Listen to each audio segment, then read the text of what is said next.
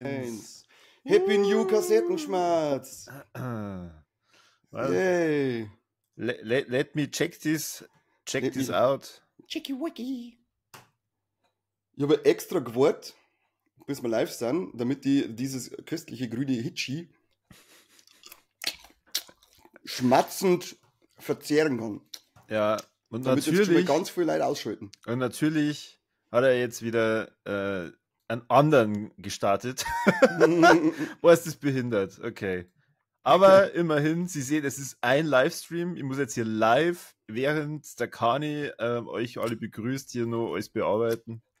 Aber Ja, ich ist gerade Hitchis. nichts anderes seid ihr normalerweise von uns gewohnt. Fokus, Kamera, Fokus aufs Hitschi. Was ist mit dir? Hure. Okay, es geht nicht. Es geht nicht. Was treibst du eigentlich genau? Aktuell steht einfach nur da, Welcome to our live show. Die nicht stattfindet? Doch, wir sind live. Also das schon. Also aufmerksame Verfolger unseres lustigen Podcasts sollten das sehen Sollten können. uns schon singen. Ja, Okay. ja. Dann, Deswegen kannst du schon erwärmende Worte an unser Publikum richten. ja, herzlich willkommen zum neuen Kassettenschmerz dieser Woche am Tag der Deutschen Einheit. Das ist mal was ganz Besonderes. So einen Feiertag müssen wir natürlich gebührend feiern. Und was gibt's Besseres als live zum Gehen und unseren Idiotenschmerz anzuhören? Sagst du dazu, Corby, als guter Deutscher? Ich bin den ganzen Tag auf Tag der Arbeit und denke mir dann die ganze Zeit, na Moment, aber das stimmt halt gar nicht. Das ist tatsächlich Tag von, wie heißt es? Tag der Deutschen Einheit. Der Tag von Deutschen Einheit. Der Tag von Deutschland. Tag von Deutschland ist heute. Aber wenn du die ganze Zeit auf Tag der Arbeit bist, dann ist zumindest der Merz schon mal sehr begeistert von dir. Weil er verlangt ja, dass wir wieder mal ein bisschen fleißiger werden. Ja, das stimmt. Aber wir sind ja eigentlich kein politischer Podcast, wie wir es Aber gelernt haben. natürlich, wir müssen das ja die Filmfressen abschmerzen, dass sie der politische Podcast sind. Das wird mir jetzt nicht wir. Ja, Schied, Krawallmaus fragt, also erst einmal natürlich auch Servus jetzt an alle, die grüßen. Ich versuche jetzt nicht alle durchzugrüßen, außer Krawallmaus, 60 München, Neverhaven. Und sie fragt einmal, Corby, warum bist du scharf? Stimmt, Corby, dein Kamerabeutel ist scharf. Ist meins scharf? Ja, halbwegs. Ich hab heute den Feiertag genutzt und habe verschiedene Dinge nochmal ausprobiert. Es kann an zwei Sachen liegen. Zum einen, vielleicht hört sich so ein störendes Nebengeräusch. Ich bin heute an meinem Gaming-PC, der mehrere Jahrhunderte alt ist. Und weil der Mike mir jetzt mal darauf hingewiesen hat, es kann sein, dass es die Stromzufuhr in Richtung Technik ist. Aber wir wollen jetzt hier auch nicht allzu technisch werden. Und die andere... Wo ist politisch nicht, technisch nicht, was darf man denn dann sein? Und die andere ganz verrückte Neuheit, die wir halt haben, wir sind halt irgendwie so mit Riverside direkt mit YouTube verknüpft. Wir sehen jetzt auch den Chat von euch in Riverside. Also das ist so verrückt. Ja, also ich weiß schon fast gar nicht, ob wir halt überhaupt über News reden, weil das ist eigentlich... Das ist die größte News, dass dein Kamerabeutel scharf ist, dass das bei mir nicht mehr schier vergeht, so wie Krawallmaus sagt. Ich glaube, sie hat eigentlich schier gemeint. Es geht nicht mehr schiercher bei mir. Ja. Das ist ein bisschen Bodyshaming schon wieder, aber naja. Ihr werdet schon wissen, was tut die gute Frau. Gut, dann, wieder mal vielen Dank für die Einladung. Du spielst in letzter Zeit, wenn ich dabei bin, nie das Intro ab. Ich kann sie nicht abspielen, ich bin nur zu Gast hier in diesem Kassettenschmerz. Ah, Idiot! Du sollst jetzt das Intro abspielen, du. Bei mir ist natürlich hier immer Hungry Cat als erstes da. Hier, ja, die ist doch zum Schluss, hätte ich gemeint. Ja, ich weiß. Jetzt regt die nicht so auf. Regt die doch nicht so auf. Ich raus komplett aus. Da steht Playing Live, wir kriegen nichts mit. Jetzt ist es da.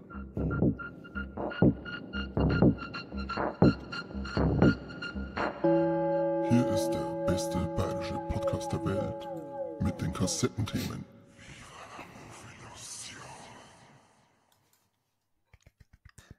Ja, herzlich willkommen nochmal offiziell zum Kassettenschmerz heute am wunderbaren Feiertag. Wir haben wieder 1000 News für euch dabei. 1000?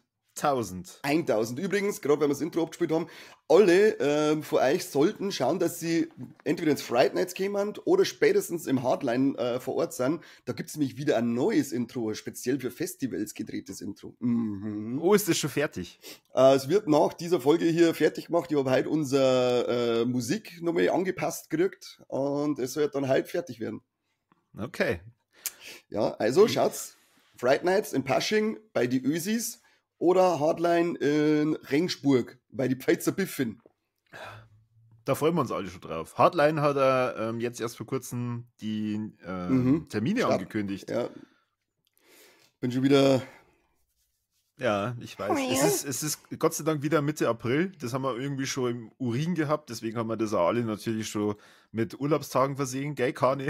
Komplette April ist durchgeblockt. AOK weiß schon Bescheid, dass ich da ein Kreuzweh haben wird. Oh Gott. Gut. Lass uns mal ein bisschen über Serien, Film und Gaming-News reden, oder? Na, das interessiert doch keine Sau, oder? Echt nicht? Ich weiß nicht. Irgendwie hat noch keiner im Chat eingeschrieben, hey, erzählt uns mal, was Neues gibt. Okay. Aber hast du was Neues dabei? Was gibt's denn so Neues? Was ist denn dir ins Auge gestochen? Ende des Monats kommt eine neue Staffel von Chucky raus, und zwar die 3. Und ich kann mich nur sehr gut daran erinnern, dass du und der Mike über die erste geschwärmt habt, wie Sau. Ja. Ich weiß jetzt auch nicht, ob du da up to date bist und ob du die 2. Staffel schon gesehen hast. Die habe ich gesehen, ja. Und auf die 3. freust du wahrscheinlich auch. Ich freue mich schon, ja, auch wenn die 2. definitiv qualitativ hinter der ersten Blim ist. Das Aber werden, ich fand das werden sie die Macher auch gedacht haben, weil die 3. ist die letzte. Das ist really sad. Ja, schon. Das ist really, really sad. Andererseits ist dann die Wahrscheinlichkeit hoch, dass du ein vernünftiges Ende in der Serie dann drin hast. Ich hoffe mal, dass das beim Drehen von der finalen Folge aus Staffel 3 schon bekannt war und es wirklich ordentlich beendet worden ist. Hoffe ich mal. Aber es geht, wisst ihr, ich glaube, John Mancini, der Schöpfer vom Chucky, der hat schon, ich glaube, getweetet oder geäxt oder gethreadet oder was weiß ich, wie man es jetzt nennt, gepostet, sagen wir es einfach mal so, dass Chucky niemals stirbt. Also er wird zwar jetzt im Serienformat nicht weitermachen, aber wir werden definitiv wieder einen Film kriegen mit dem Shaggy. Das ist schön. Definitiv, ich mag einen Chucky gern. Ich freue mich da ehrlich gesagt auch drauf, weil ich mir damals, als ich da eben von euch ein bisschen angefixt worden bin und ich finde das Chucky-Franchise eigentlich schon ziemlich cool, habe ich mir mal vorgenommen, ich will das eigentlich mal durchbingen. Und zwar dann, wenn es gar ist. Ja, die Frage, ob das jemals gar serviert. Ja, also die Serie ja auf jeden Fall. Ach so, du meinst, okay, ja. Also von dem her habe ich jetzt meine Chance und wenn ihr euch jetzt fragt, ja, was ist denn Ende Oktober? Der 31.10. Da geht es live bei Wow. Also ihr müsst den besten Streaming-Dienst, den wir aktuell in Deutschland haben, abonniert haben. Dicht gefolgt von RTL Plus. Weiß ich, ist RTL Plus technisch Oberbeschissen. Okay. Oberbeschissen.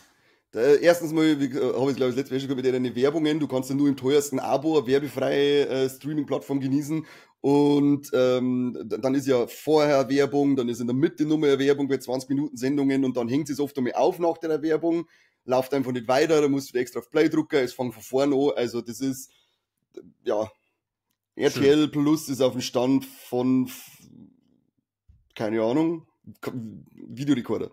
Okay. Aber hast du gewusst, dass wir auch auf RTL Plus sind? Ja. Und wir sind immer noch nicht gebannt worden oder so, oder? Na, wir sind nur bei Apple Podcasts als wie anstößig deklariert. Aber gerade eine Folge oder komplett als anstößig? Na, komplett, der komplette Podcast. Ziel erreicht, passt. Ja. Ziel erreicht, passt. Explizit, ja, mein Gott, das schreiben andere Bands, schreiben das auf ein Album auf. Ja, also von dem her, ich glaube, das ist für uns eher ein Kompliment. Ich dachte also, so ein Adelsschlag ist das eigentlich. Dann, was haben wir sonst noch so an News, Kani? Das Ding, was mich schon gefreut, wir haben ja schon einen Trailer mittlerweile gekriegt zu Wolfman. der ja vom Wandel Lee gemacht wird, aber auch der Guillermo del Toro bearbeitet gerade ein altes Universal-Monster und ist jetzt fertig mit den Dreharbeiten zu seinem Frankenstein-Film. Wann das Ding genau veröffentlicht wird, haben wir jetzt noch nicht da, aber es ist eine Netflix-Arbeit. Also können wir uns darauf freuen, dass wir da wieder mal was Cooles sehen, weil Guillermo del Toro in der Regel schon sehr, sehr gute Arbeit leistet. Zumindest fällt mir jetzt auf Anhieb kein schlechter Del Toro-Film ein, weil ich kann auch diese Hellboy-Filme, die ersten zwei, was abgewinnen. Und nach dem, was wir danach gekriegt haben, ist es sowieso, ist ja das der Olymp der Hellboy-Filme, die wir jemals kriegen werden, weil auch der neue Hellboy-Film. Also, da war ich total überrascht. Ich weiß nicht, ob ihr das letzte Mal im Kassettenschmerz darüber geredet habt, aber es gibt einen neuen Hellboy-Film, Hellboy The Crooked Man, der anscheinend aktuell im Kino läuft, also nicht in Deutschland. Nein, der läuft nicht im Kino. Ja, doch, nicht in Deutschland, Okay. aber in England und in diversen anderen Ländern. Aber er kriegt keinen Kinostart in den USA. Da ist er anscheinend als Video on Demand rausgekommen für mindestens $20 oder so. Aber hast du das am Schirm gehabt? Also ich habe gewusst, dass er neuer kommt, aber ich habe jetzt eben noch nichts mitgekriegt, wann oder so. Und ich habe jetzt nur eben das mitgekriegt, dass er als Direct-to-Video rauskommen soll oder Video on Demand dann. Dass er vereinzelte Kinoauslesungen gekriegt hat, habe ich noch gar nicht mitgekriegt. Aber was ich von dem Trailer gesehen habe, wundert es mich nicht so. Ja, was heißt vereinzelt? Also anscheinend bei ein paar Ländern kommt der ganz normal ins Kino, so okay, so ein neuer Hellboy-Film, cool, das feiern wir alle und ich habe dann nicht einmal einen Trailer gesehen, gar nichts. Ja, schau dir mal den Trailer an. Für mich schaut das nach dem Niveau von dem letzten Hellboy aus. Der Kamera wird wieder stetig unschärfer übrigens. Ah, cool. Sehr schön. Du darfst dich nicht bewegen.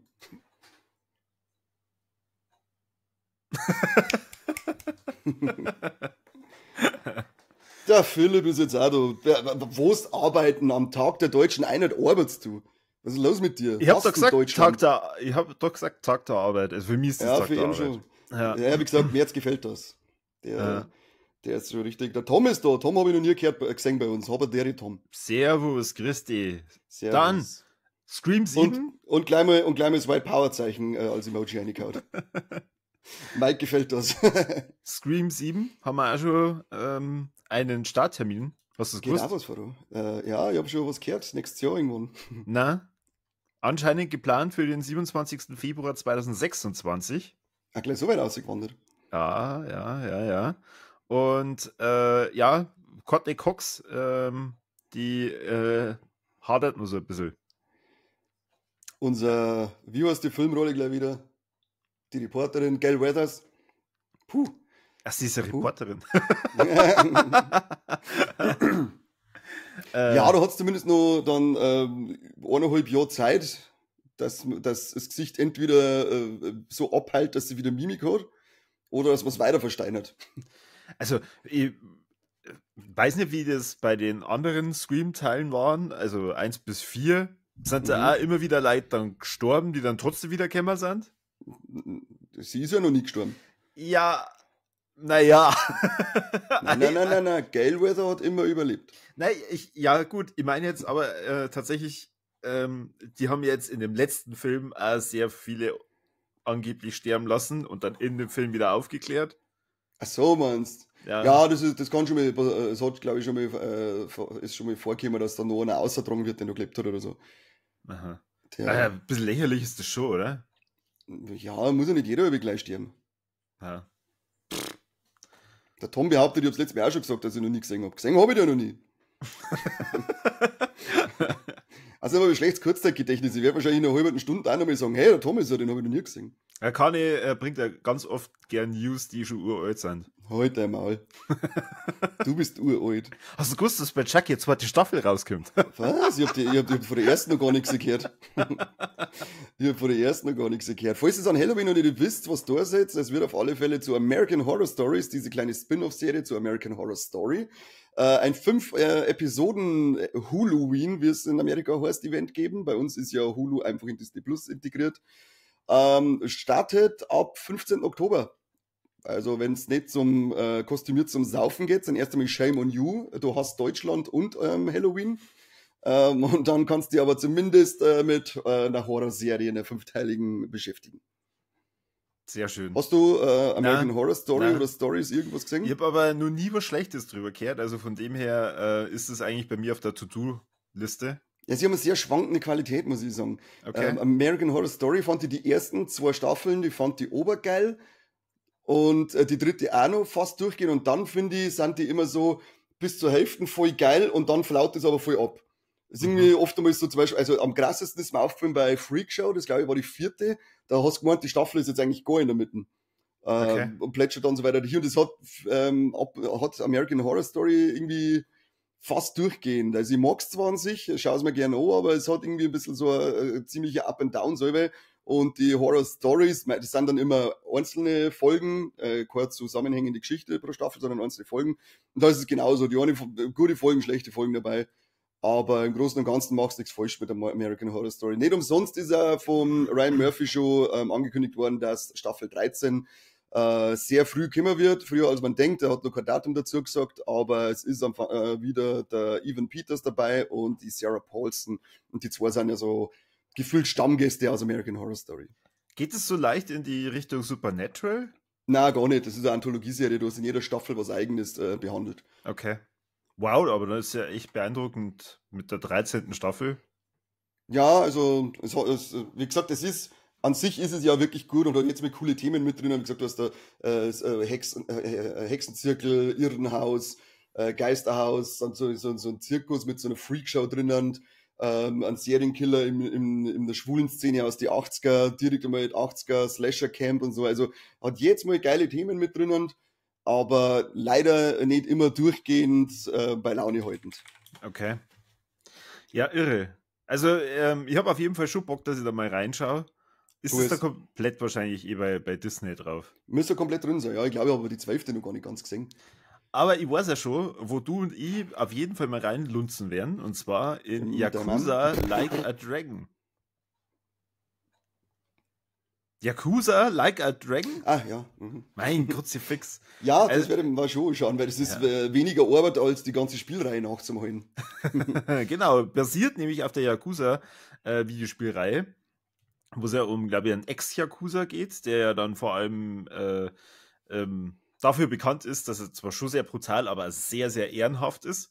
Und das spricht, also ich hätte jetzt gesagt, das spricht uns beide ja an. Brutal, ja. Und da startet die Serie im Oktober bei Prime Video. Ich kann nicht jetzt kein genaues Datum nennen, so weit haben meine Recherchen dann nicht geführt, aber bei Prime fangen jetzt im Oktober eher ein Haufen neue Serien an, wo es sich lohnt, reinzuschauen. Und vor allem, es gab auch von der Serie ein kleines Update, auf die wir alle warten, und zwar auf die 5. Staffel von The Boys. Ja, richtig, genau.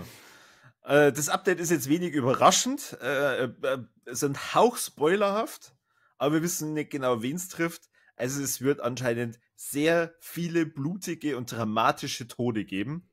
Au, weh, Zwick. Das ist total überraschend. Da hätte ich nicht damit gerechnet. Aber offensichtlich trifft es auch ein paar unserer Hauptcharaktere. Hart's ab jetzt.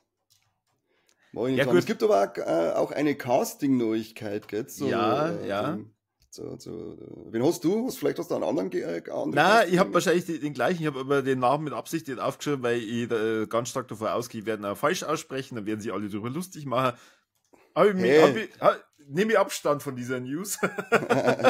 David Dix wird mitspielen und er ist wahrscheinlich die meisten bekannt als Sebastian, die Synchronstimme vom Sebastian aus Ariel, die Meerjungfrau, aber was? aus dem Remake, gell? Also ist ja ganz wichtig, aus dem Remake. Nicht die rappende Möwe, sondern der Sebastian. Ist er nicht irgendwie ein Hauptcharakter von Snowpiercer? Piercer heißt das? Piercer, sag ich doch. Hauptsache, du hast den Namen vermieden, aber verhaust dich dann bei dem anderen. Du, keine Ahnung, für mich wichtigste war Sebastian, alles andere hat mich nicht interessiert. Natürlich, wir haben alle drauf gewartet, was wird aus dem Sebastian noch? Ganz genau. Na, aber er ist ja bei Snowpiercer dabei, er ist ja bei Star Trek Prodigy dabei, Invincible hat er Synchronstimme, er macht viel Synchronarbeit, was ich sage. Und Star Wars Visions hat er auch in der Folge was mit geschwätzt. Ja. Den Ja, werden wir das- sehen, aber die Rolle, glaube ich, ist noch nicht bekannt gewesen. Ja, es wird ja schon gemunkelt, ob es nicht vielleicht ein kurzer Auftritt ist. Also ist ja jetzt auch nicht so verwunderlich bei den Boys.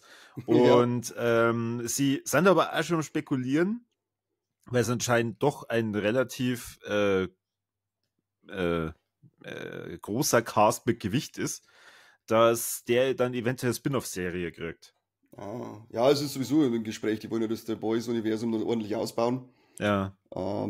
Das kann schon gut sein, aber ja, was mehr jetzt du alles drauf geht, ich möchte gleich mal, dass ein Homelander sein Bur drauf geht, wenn mir diese dämliche Fresse auf den Sack geht. Also tatsächlich, weiß ich nicht, keine Ahnung, die haben alle irgendwie, also es wird mir bei jedem leid tun, was ich auf gar keinen Fall will, ist, dass die Kimiko stirbt, weil Oh, ja, nicht, ne? die mag ich eigentlich von allen am liebsten. Und der alle- Frenchie darf dann auch nicht sterben. Ich möchte denen wünsche ich ein Happy End. Ja, aber du weißt es doch.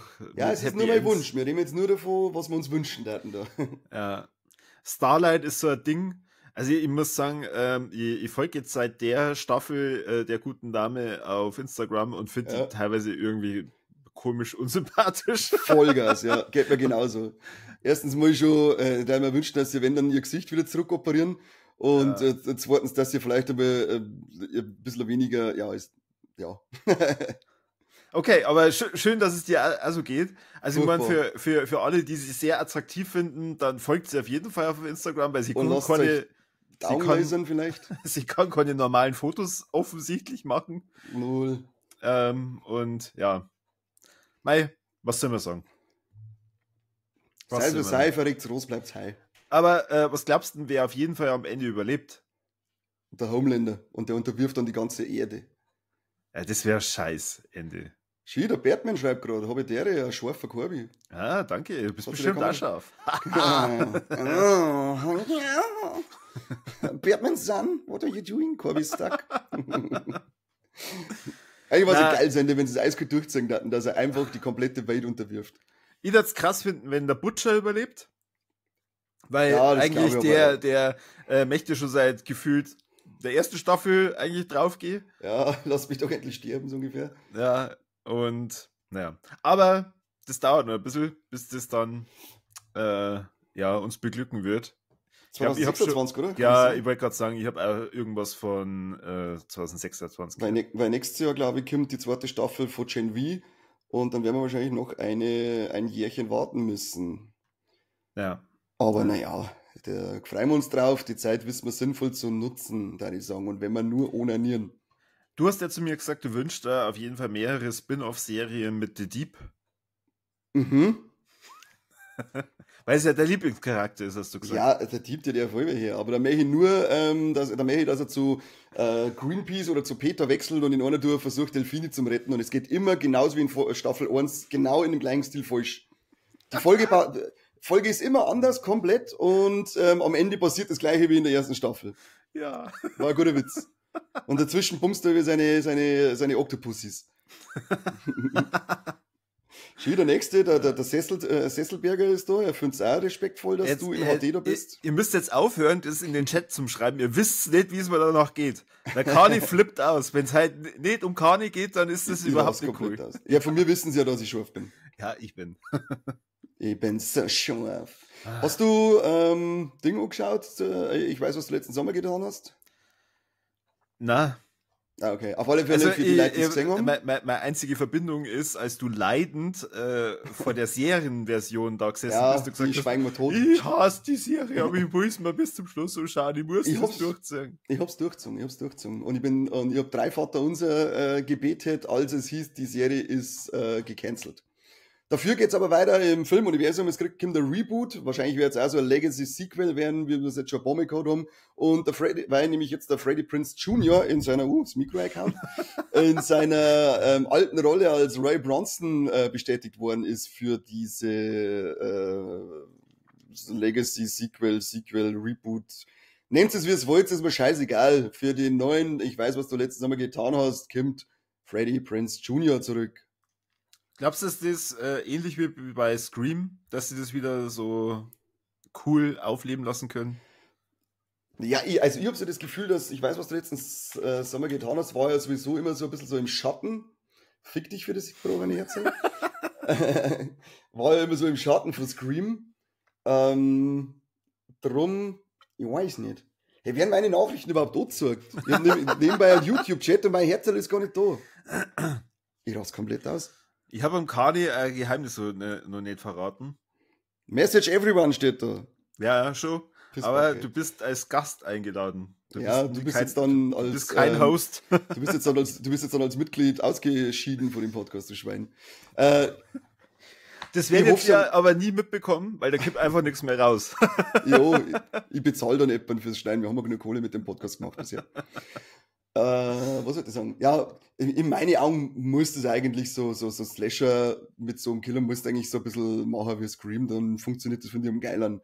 Es muss ein bisschen was rühren, es soll ja ein wenig hektisch sein, die Kills sollen wild und brutal sein und dann finde ich das geil, weil du hast damals schon bei den Sommerteile, die waren immer ein bisschen handsam, so mit angezogener Handbremse, das war irgendwie nicht so, ja, ich fand's cool, aber meh. Gab's denn da überhaupt mehrere Teile? Oder gab's Drei, glaube ich, Echt? gibt's. Ich weiß, was du letzten Sommer getan hast. Ach, ich weiß immer noch, was du ja. letzten Sommer getan hast. Und dann glaube ich noch im Plusquamperfekt oder so. Ich werde immer gewusst haben, was du getan haben wirst, wenn der Sommer vorbei gewesen sein wird. Irgendwie so heißt der Teil dann. Cool. Frag mich nicht, ich habe 4 in Deutsch. Okay. Dann pass auf. Ich baller jetzt hier nur eine News raus, die eventuell aber, ich weiß nicht, wie alt die ist. 1000 Jahre. Robocop, neue Serie in Planung. Yeah. Angekündigt jetzt von Amazon beziehungsweise von MGM, die ja Amazon gehören. Und es wird kein Prequel oder so, sondern es wird wirklich eine eigenständige Geschichte, die auf den Originalfilmen dann aufbaut. Und ich glaube, nachdem es bei vielen Serien dieses Jahr ein gutes Händchen bewiesen haben, gerade was jetzt Fallout oder so betrifft, wo ich echt viel Panik gehabt habe, kann man da mit frohen Mutes der Robocop-Verfilmung nachschauen. Aber sie haben sich dann noch ein anderes Projekt geschnappt, wo ich persönlich wenig Verständnis habe, weil für mich ist das komplett ausgelutscht. Sie wollen eine Robin Hood-Serie machen. Das ist auch angekündigt. Ja, es wird eine Neuinterpretation von Robin Hood. Okay. Das sollen sie machen. Die wichtigste Info ist vergessen bei der Robocop-Serie. James Wan als Produzent. Ach, das ist schon bekannt? Ja. Oder ist es aus deiner verrückten Gerüchteküche? Nein, habe ich mir ausnahmsweise nicht selber zusammengesponnen. Und der Peter Ocko oder so, weiß jetzt nicht mehr, wie der Typ heißt, als Showrunner, da schaue ich jetzt halt nebenbei, während du eine lustige Geschichte im Publikum erzählst, was der sonst gemacht hat. Okay. Eine lustige Geschichte ist, dass ich hier sitze und euch vielleicht noch gar nicht aufgefallen ist, dass meine Ordner da hinten jetzt weg sind. Extra für euch habe ich hier das erweitert. Da hinten seht ihr jetzt praktisch was immer hier. So, jetzt wird der Maul. Peter Ocko war zum Beispiel bei The Office in der Produktion mit involviert, bei Die Dinos sogar schon. Der Typ ist anscheinend 800 Jahre alt. Elementary und Pushing Daisies, Boston Legal. Also er ist in viele namhafte Serien involviert gewesen und darum glaube ich, kann man mal vorsichtig hoffen, dass es cool wird. Deine Ordner hast du schon sortiert, ja. Die sind weg. Achso, die sind weg. Du hast mir überhaupt nicht zugehört. Nein, habe ich ja nicht. Mein Gott. Habe ich ja nicht. Weil du gerade The Office gesagt hast. Startet nicht jetzt auch im Oktober die neue The Office-Serie, auch von Amazon produziert? Ich weiß nur, dass es eine neue geben wird, und zwar dann in Australien Yes. und mit einem weiblichen Lied, glaube ich, diesmal. Ja, genau, richtig. Zum allerersten Mal, weil es gibt ja eigentlich schon 12 verschiedene Versionen von The Office, aus Australien und mit einer Frau, die das ganze Büro leitet. Und es ist schon bekannt, dass die anscheinend da dann alle relativ schnell ins Homeoffice geschickt werden. Weil die Frau nicht hübsch genug ist, dass man es nicht anschauen kann. Drum ist er woke. Also ich freue mich drauf. Ich habe ja die letzten Jahre immer wieder The Office gefeiert. Ich mag auch sehr Stromberg. Das verstehst du nicht. Jojo, Stromberg mag ich auch gern. Ach, Gott sei Dank. Ich hab gewusst, entweder einer von euch war uncool und der andere cool. Mike oder Ja. Kani, ich weiß immer nicht so genau. Nein, ich bin cool. Ja, Hat meine Mom schon gesagt. ja. Ja. Gut. Soll ich nur eine weitere Info raushauen, die wahrscheinlich schockiert? Na, ich habe eine, die schockieren wird. Oh ja, Weißt bitte. du, wer jetzt einen Stern auf dem Walk of Fame gekriegt hat? Ja, Wer? Ian McGregor. Na, der Batman. Ach, der auch, ja. Ja, als erster War die Superheld das wurde wöchentlich? Batman, ja, als erster Superheld wurde Batman auf dem Walk of Fame in Hollywood verewigt. Toll. Aber jetzt nochmal, machen die das wirklich wöchentlich? Jede Woche Also, kommt ein neuer Das Stern raus? weiß ich gar nicht, wie oft das gemacht wird, weil mich das eigentlich gar nicht so interessiert. Beim Ewan McGregor habe ich mir dann echt gedacht, was? Der hat noch keinen? Was ist eigentlich los? Ich weiß nicht, was mit der los ist, aber ja, Ja, werden schon oder? wissen, was dann. Also ich meine, der Typ hat ja eigentlich damals bei Big Show den ersten großen Durchbruch und einen Stern verdient gehabt. Eigentlich schon, ja.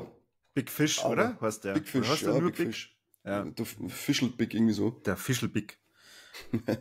Knädelwutzler mich Rage quitten. Nein, du hast nicht. Tu es. So. Aber So das hat mich Lagerl. jetzt eigentlich nicht schockiert. Hast du nur irgendeine andere schockierende Info? Nur andere schockierende Info. Evan Peters und Ryan Murphy, das Traumduo aus vorher erwähnter American Horror Story schon mal, werden sich reuniten für die Serie Beauty. Und da wird auch Ashton Kutcher, Anthony Ramos und Jeremy Pope mitspielen. Und sonst haben wir keine weiteren Infos dazu. Aber es klangt in der Regel, wenn man sagt, dass Ryan Murphy eine Serie macht, weil der Typ, ja, irre ist, was das angeht. Da ist jede Serie geil gewesen bisher. Monsters eben jetzt aktuell wieder auf Netflix und American Horror Story, American Horror Stories. Jetzt kommt ja dann noch Grotesk, die schaut auch ziemlich grotesk aus. Und drum bin ich heiß und außerdem liebe ich Evan Peters. Ja, wen liebst du nicht? Die, Das stimmt doch gar nicht. Das stimmt doch gar da ich nicht. nie zugeben hab. Ja. Hat die das jetzt aus den Socken gehauen? Eigentlich auch nicht. Oh, was ist los mit dir? Du bist doch ein abgebrühter Motherfucker. Dann Schon. vielleicht, dass der Tim Roth im Peaky Blinders Abschlussfilm mitspielen wird. Habe ich auch schon gewusst? Und dass die Dreharbeiten jetzt schon begonnen haben. Nein, aber es interessiert mich auch nicht.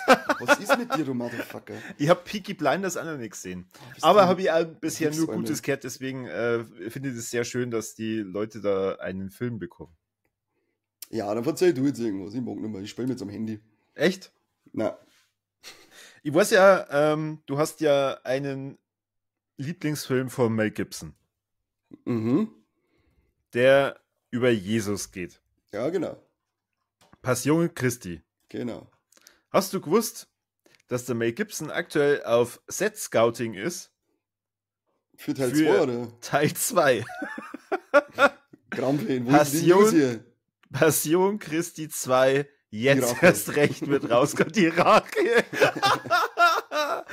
Nein, also er ist tatsächlich aktuell auf Set-Scouting-Tour in Malta und in Süditalien mit seiner ganzen Mhm. Crew.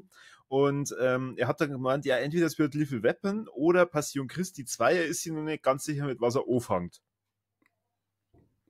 Ja, weil lecker, man kann eigentlich wirklich so Passion Christi 2 die Rache machen und dann noch Aber das wird er umdrehen. doch nicht machen. Und dann noch, pass auf, und dann eine umdrehte Dantes Inferno-Geschichte praktisch machen, dass sie, der Jesus, also bei Dante, der kämpft ja in die Hölle aber, Mhm. und der Jesus kämpft sie aber dann in den Himmel auf, um an Gott dann zu ohrfeigen dafür, dass er ihn ans Kreuz schlagen hat lassen. Ja, aber der Mel Alter, Gibson Pitch ist ist doch raus, Pitch ist raus. aber der Mel Gibson ist doch ein Hardcore-Katholik, oder? Ich weiß nur, dass er ziemlicher Antisemit ist, aber ansonsten weiß ich es nicht. Aber wie gesagt, dann machen wir das anders, dann setzen wir mir halt einfach irgendwo anders an und machen wir eine eigene Geschichte raus. Ja. Mit dem Jesus, Quentin Tarantino, da ist es eigentlich cool finden. und Jesus metzelt sie nach oben in den Himmel, um Gott zu ohrfeigen. Was? Und genau, und einfach nur am Ende die Frage zum Stellen, warum? Na, sag gar nichts, sie geht nur hin, umdrehte und dann ist der, und dann Und dann Schwarzblende. Abspann. Und dann Abspann. Super. Schwarzblende, einige Minuten lang ohne Ton und schwarz. das Licht in die Seele darf noch nicht angehen, damit Leute es verarbeiten können. Das Oh sind ja, voll und dann fängt einfach Skinner Marink an. genau, das ist dann der nächste Teil. Als Strafe hat Gott nämlich dann Jesus, eins von den Kindern ist nämlich der Jesus, den hat Gott nämlich in ein Haus eingesperrt ohne Türen. Alter, das ist ein Fetzfilm-Universum, muss man wieder gerade aufschreiben. Boah, leck! Jetzt hat das alles Sinn machen. Boah, krass. Geht eigentlich unser Livestream noch? Warum? Keine Ahnung, auf meinem Kontrollbildschirm hier läuft irgendwie nichts mehr. Ah, na, ist aus. Ah, okay, ist gut. Warum? Weiß ich nicht. Keine Ahnung. Ja, dann machen wir das jetzt hier zu Ende. Also das nächste Mal machen wir wieder die normale Riverside YouTube Connection. Okay. Grausamst ist diese ganze Sache hier, grausamst. Wir haben Nobody gefunden. Mit dem Bob ziemlich Odenkirk. Total geil. Kommt ja Teil 2, hast du schon mitgekriegt? Ja. Ja, jetzt haben wir da nämlich den John Ortiz, Connie Nielsen, Sharon Stone, Christopher Lloyd und Colin Hanks als Castmitglieder bekannt gegeben. Ja, weiß ich nicht. Ich fand ihn ehrlich gesagt ein bisschen lahm. Okay. Also ich war jetzt nicht, da habe ich mehr coole Dinge davon gesehen. Warum fandst du den lahm? Aber die Szene in dem Bus ist so geil. Ja, aber ich habe das schon so viele andere Ein-Mann-Armee-Filme gesehen, die mir besser gefallen haben. Okay. Naja. Anschauen werde ich mir trotzdem. Also ich gefall mir da drauf, wobei ich auch schon finde, das dauert viel zu lang. Also Ja, das hätte eigentlich... Startdatum ist nämlich jetzt auch wieder kurz dabei gestanden. Ja. Und der Film ist auch schon wieder, wie alt ist denn der, 8 Jahre?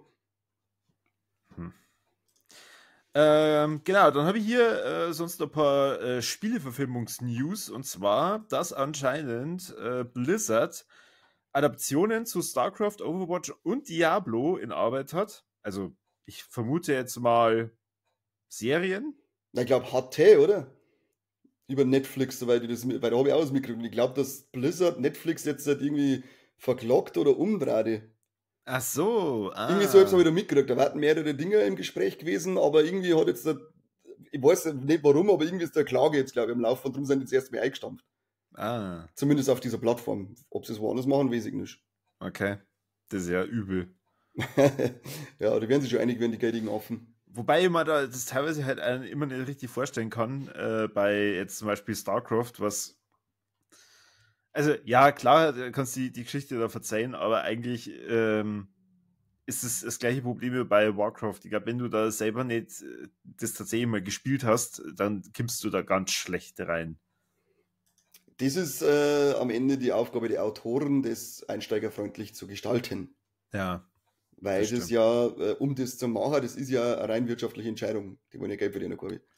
Spiele-News habe ich auch noch dabei. Oh, verzeih. Ja, nämlich der Keegan Michael, der an Toad gesprochen hat im Super Mario Bros. Film, hat gesagt, dass wir im Teil 2 really deep cut Charaktere von Nintendo kriegen werden. Okay. Keiner weiß, was das heißt. Es heißt Na. nur, dass wir sehr, sehr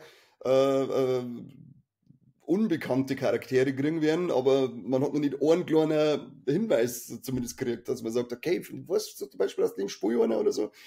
Einfach nur diese dumme Aussage. Und sie ist wert, von großen Filmseiten als Beitrag ausgearbeitet zu werden. Das finde ich bei den News immer so geil, wenn man da durchgeht, dass es dann wirklich so, bam, Super Mario Bros. 2,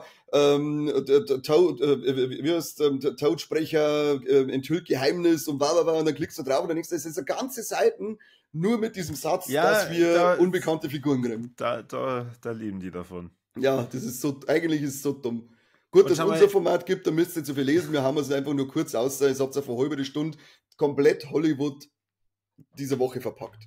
Naja, du musst aber vorstellen, nicht nur wir reden darüber, ein Haufen andere Leute auch. Das heißt, eigentlich durch so einen nichtssagenden dummen Satz geht das praktisch viral durch die ganze Welt. Das ist Ja, echt genau. traurig. Aber gut, die werden schon wissen, was dann, oder? Am Ende ist es ihr Leben. Du hast mal also eine richtig komische, also für mich komische News geschickt, und zwar das Rugrats. Wie spricht man das eigentlich aus? Rugrats? Na, Rugrats? Rugrats. Was? Rugrats? Rugrats, kennst du die nicht? Doch. Ah, Aber ich okay. hab das ist eins von den Dingern, da war ich, glaube ich, zu jung einfach. Aha. Und ich finde den Zeichenstil furchtbar. Also wirklich ganz, ganz, ganz furchtbar. Das ist nämlich so richtig typisch 90er. Ja, geil. Geil, greislich. Und das andere ist, dadurch, dass ich das eigentlich von Haus aus schon immer furchtbar gefunden habe ich mich damit nie beschäftigt. Ich kann da nicht mal sagen, ob das wirklich gut ist, lustig, keine Ahnung. Zumindest da hast du dann bei dieser Adaption Glück, weil es wird eine Realverfilmung mit per CGI eingefügte Rugrats, soweit ich das jetzt gesehen habe. Ja, was heißt denn Glück? Ich weiß ja gar nicht, ob man das überhaupt braucht. Braucht's das? Braucht's der das? Gerhard Bolz sagen, Ja, braucht's es. Kruzifix da mal. Sind wir alle noch in Niederbayern hier, gell? Ja, Da muss es selbst nicht sein. Wir haben ja jetzt schon eine News zu Gladiator 2, die sich nicht um Gladiator 2 dreht. Aber jetzt weg. Welche denn? Aha, ja. Ridley Scott munkelt schon, ob man nicht an Gladiator 3 auch gleich noch machen. Ja, das habe ich letzte Woche schon erzählt. Ja, echt? Du bist ja der aller schneller von der Firma langsam, ha? Kruzifix, kommt der mit den alten Kammer hinterher. Ja. Das kann ja nicht sein, ne? Dafür eine News, die hätte ich gern mit Mike hier besprochen, weil da war er ums Herz aufgegangen, da hätte ich gern gesehen, wie seine Augen zum Leuchten anfangen, wie beim kleinen Kind an Weihnachten, denn Paddington 4 ist in Entwicklung. Und da kann ich mir jetzt Mike so, da hätte er geglänzt, da hätte er, glaube ich, leichte Freudentränen in die Augen gehabt, aber wie immer enthält er sich der Arbeit. Tag der Arbeit, sagt der Mike. Ja, ich glaube, das waren so weit meine ganzen News. Ich weiß, du hast mir nur ein bisschen was geschickt, aber da kann ich wahrscheinlich jetzt auch nur Falsches wiedergeben. Daher biete ich dir hier die Bühne für unsere nicht mehr live zu guckenden Hörer, Zuschauer, aber die werden dann sie danach hier in den Kommentaren ergötzen müssen. Leider Ich müsst hoff's was mal. da. Hier lässt uns wieder die Technik im Stich. Unglaublich, nur weil der Korbisch wieder irgendwas Neues ausprobieren wollte. Nein! Warum bin immer ich Alle. schuld? Ah, du wolltest es neu ausprobieren, du Sautepp. Und es hat ja kurz funktioniert. Ja, Wahnsinn. Und wie kurz war's? Alles macht man falsch, Leute. Alles. Ich kann nichts richtig machen. Alles machst du falsch. Ich habe eigentlich nur noch so ein kleiner a Bunch of DC News. Wir haben nämlich unter anderem jetzt für den Supergirl-Film Woman of Tomorrow den Matthias Schönartz, keine Ahnung, wie der Schweighöfer. ausschaut. Na, der leider, Gott sei Dank, ich weiß es nicht, nicht gecastet kriegt als Bösewicht. Ich weiß nicht, woher das man kennt und ich mag jetzt auch nicht nachschauen, wer das mich kennt, was mich nicht interessiert. Weil wir nämlich eine viel coolere News aus dem DC-Universum gekriegt haben. Und zwar wird es einen von Steroiden getränkten Battlefilm geben zwischen Deathstroke und Bane. Und das stelle mir ich schon wieder richtig geil vor. Also, ich hoffe, wir machen dann dieses Mal einen Bane wie aus den Comics. Also, es soll sehr comicnah dann sein, da hätte ich richtig Bock drauf.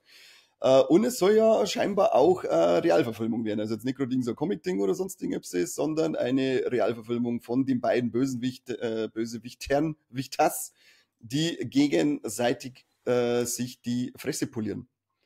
Nummer 3 vor dieser DC-News-Welle ist Dynamic Duo.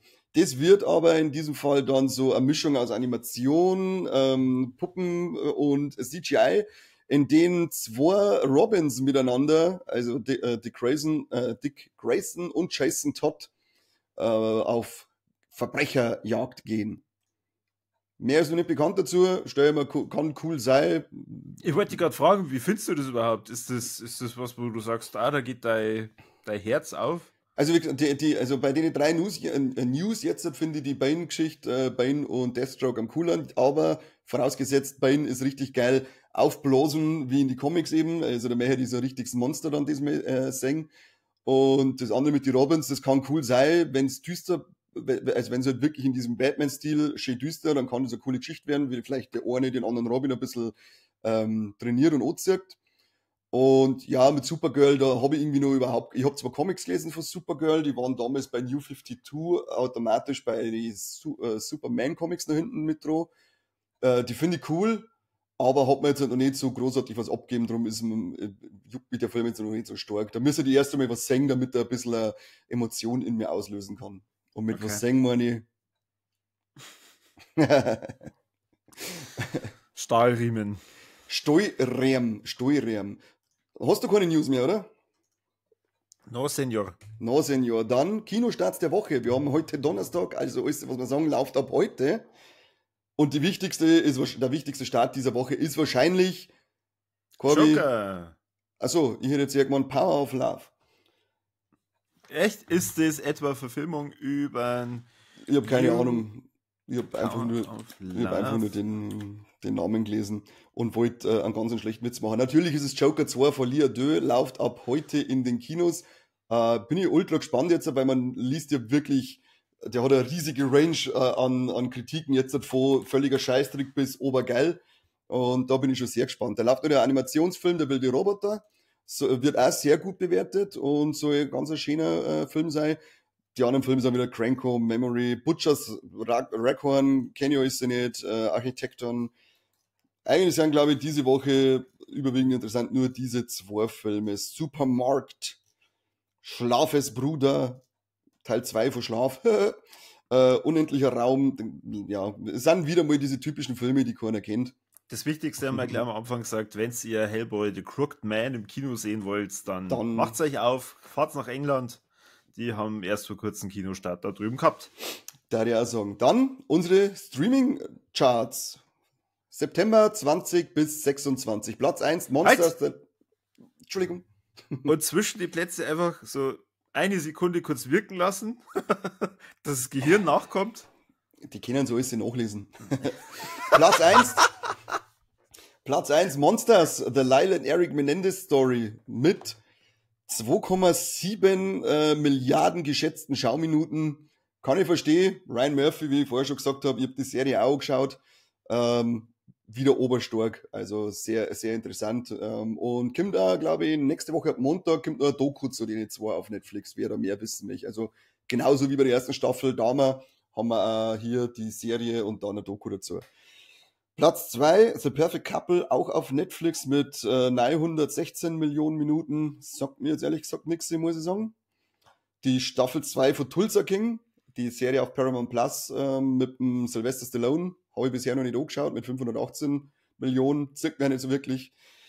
Emily in Paris, Staffel 4, Netflix. Oh Gott, ja, das hat Jessie die Woche schon komplett gesuchtet. Ist schon Und durch. Ja, sie ist glücklich und wütend, dass die Staffel schon vorbei ist. okay. Das ist schöne Hasswut. Da entsteht der beste Sex draus. Ich hab 20 Minuten davon gesehen und habe dann irgendwie gesagt, was ist denn los mit dir? Also für mich sind die Charaktere entweder alle, also sowohl Mann als auch Frau, so gegenseitig, entweder die hassen sie oder sie lieben sie alle.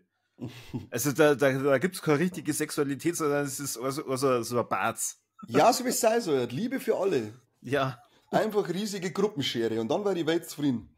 Genau, aber die lieben sie nicht alle nur, sondern die keifen sie halt dann auch. Aber es ist irgendwie so wie ein riesiger Bitch-Fight. Catfight. Scheißegal, ja. Platz 5. Ringe der Macht, Staffel 2.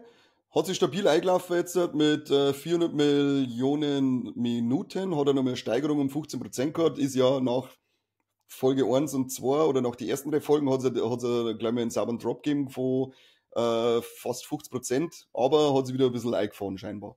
Platz 6, Agatha All Along. Haben wir ja jetzt, glaube ich, 3 Folgen oder 4 Folgen online. Die neue Marvel-Serie mit 300 Millionen Minuten. The Secret Lives of Mormon Wives auf Hulu, sprich auf Disney Plus bei uns. Keine Ahnung, habe ich noch nichts davon gehört. 280 Millionen Minuten. Platz 8, Into the Fire, The Lost Daughter, Netflix, auch keinen blassen Schimmer, was das ist. 275 Millionen Minuten. Ich glaube, du kannst es sein lassen. Du hättest von unten nach oben das machen müssen, da wäre so spannend gewesen. Jetzt war spannend gewesen. Jetzt machen wir das nächste Mal. Gute Idee, Corby. Danke. Platz 9, Tulsa King, Staffel 1. Ab und zu, ja, Corby.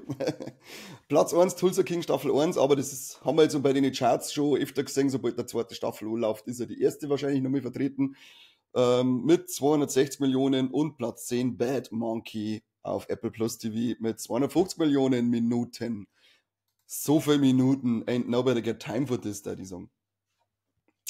Ja, wir müssen uns auf alle Fälle nochmal herzlich bedanken bei alle, die versucht haben, uns zuzuschauen und dann in die Kommentare eine, Corby, du Vollidiot. Bin du gerade, jetzt hör mal auf, okay? Niemals. Nein, Leck mich. Als Warum nächstes Mal machst du das kaputt, Corby?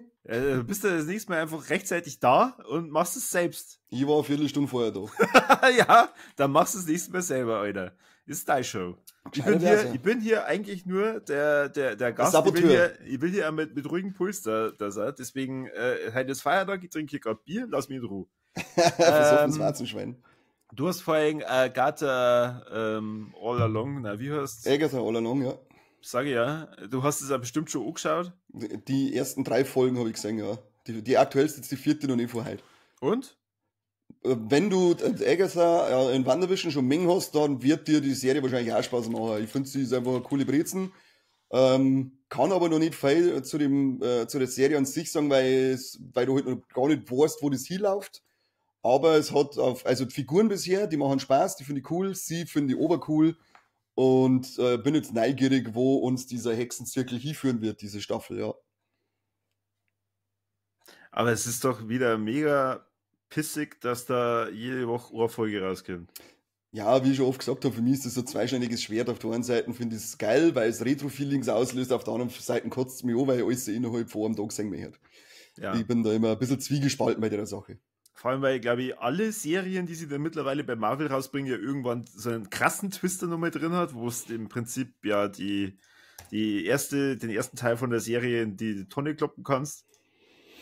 Ja, gesagt, bis jetzt kann ich noch nicht viel sagen, weil du noch gar nicht weißt, wo das hinführt. Es hat schon ein paar so kleine Geheimnisse mit drin und du sagst, okay, bin ich gespannt, was das wird.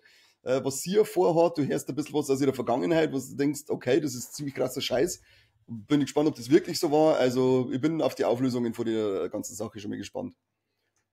Also verstehe mich nicht falsch, da bin ich auch gespannt, weil ich glaube, dass da wahrscheinlich sie die Chance schon nutzen, dadurch, dass dieses Jahr so wenig rausgekommen ist und das ja jetzt doch wieder mit WandaVision einer sehr erfolgreichen Serie basiert, sie da wahrscheinlich was reinbauen, was dann nochmal groß werden kann.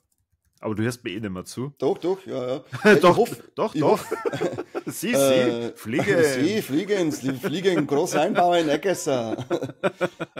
Auf das darf ich auch spekulieren, dass die Serie jetzt endlich mal wieder so einen kleinen Impact ins MCU hat. Das war echt einmal, ich möchte endlich wieder mal beim MCU sehen, das einen Impact hat in diese ganze Storyline, weil das geht mir jetzt einfach schon seit 2 Jahren gefühlt ab. Einfach mal wieder da sitzen und richtig kräftig weinen. Genau, oder feppen, scheißegal, ich möchte irgendeine Emotion haben. Ja. Am Ende möchte ich jetzt sagen, krass, okay, auf das läuft es raus. Aber das kriegen wir jetzt, haben wir schon lange nicht mehr gekriegt. Gut, dann moderiere ich jetzt ab, weil du bist ja mit deinen Gedanken schon wieder ganz woanders. Außerdem kann ich steuern, wann das Outro Corby, kommt. Ja, Kommentare, Corby, du Vollidiot, hast YouTube kaputt gemacht. Ja, echt? Danke dafür. Kani, du bist der Beste. Es kann passieren, dass es die letzte Folge mit dem Kani war. Eventuell würde er heute nur einen grausamen Tod sterben, aber ich war es nicht. Wenn, dann mache ich das selber. Die Freude überlasse ich keinen anderen. Ja, eben. Dann vielen Dank fürs Zuhören und bis zum nächsten Mal. Nächste Woche kommen wir Lex raus. Es wird eine großartige Folge, aber der Kani hat uns wieder mal im Stich gelassen. Sie hätte also noch großartiger werden können. Schande über mich. Und es ist sehr unwahrscheinlich, dass er gerade zuschaut, aber Seppi, hör da rein. Ich habe extra für die was mitgebracht. Extra. Ja. Jetzt muss ich es mir auch fast hören. Ja. Du Arsch. Gut, dann tschüss, du netter Mensch. Wiederschauen, du hübsche Pimmel. Damit kann ich leben. Hier ist der beste bayerische Podcast der Welt. Jetzt mehr der Ursprung, Burm. Mit den Kassettenthemen.